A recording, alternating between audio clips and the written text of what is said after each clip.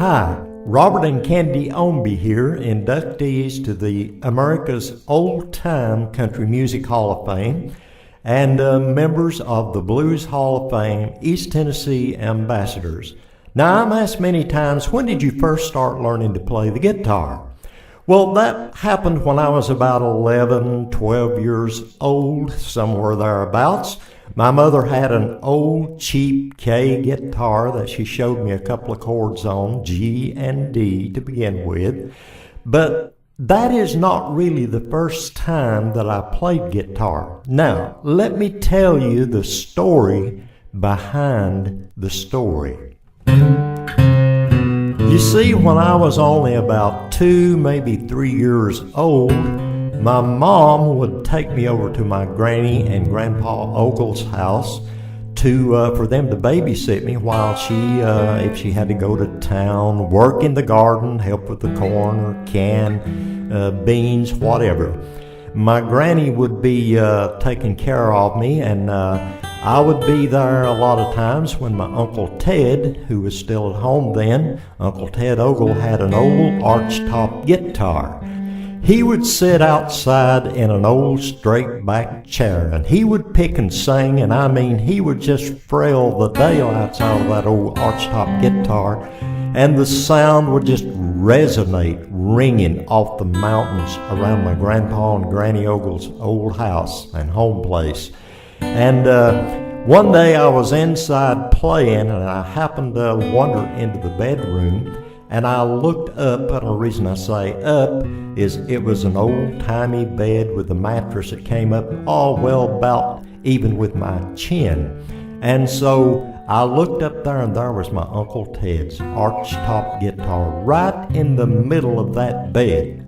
Now, you know, I had to hear that sound, and I thought, well, maybe I can play that myself. So I got one foot up on the railing at the edge of the bed, and with the other hand, I reached up and got a hold of the cover, and I pulled myself up. And with the other hand, I reached over, and just about the time I was ready to get a good grip on that guitar, in walks my Granny Ogle, and she says, "Bob, what are you doing?" She always called me Bob. She said, "You better leave Uncle Ted's guitar alone." Big, booming mountain woman voice and that stern look. I knew I was in trouble. But in a little bit of a softer tone with a little more compassion, she said, "Would you like to play it?" And I was afraid to speak. I nodded my head yes. So she reaches down and she picks me up and she sets me up on the bed on my knees right at that big, beautiful guitar. I thought that was the most beautiful thing I'd ever seen in my life, up until that moment at least. But I was afraid to do anything. I was just in awe. And Granny reached down and she got my hand. She said, "Now reach over and strum the strings."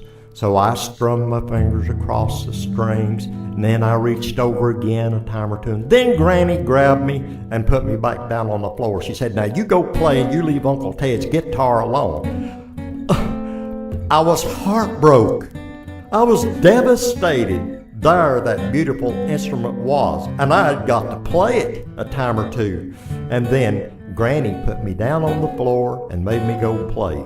Well, I knew I had to mind, but deep down inside, I knew I was going to get even with my Granny Ogle one way or the other. So I was outside playing. Don't know whether it was the same day or not, but while I was playing out there, I looked over and I saw Granny's big tomcat. She always kept a big tomcat.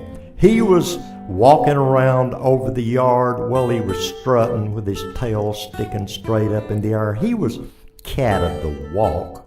So I go over and I reached down and I picked that cat up, and he was about as big as me once I got him all stretched out. But I got both hands in under his belly and I picked him up.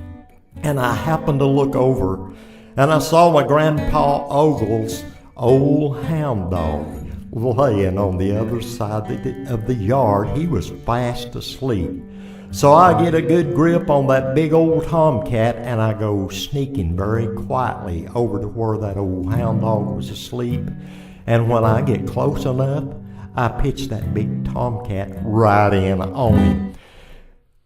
I suppose you know the rest of the story. And my Granny Ogle never ever again told me not to be playing guitar.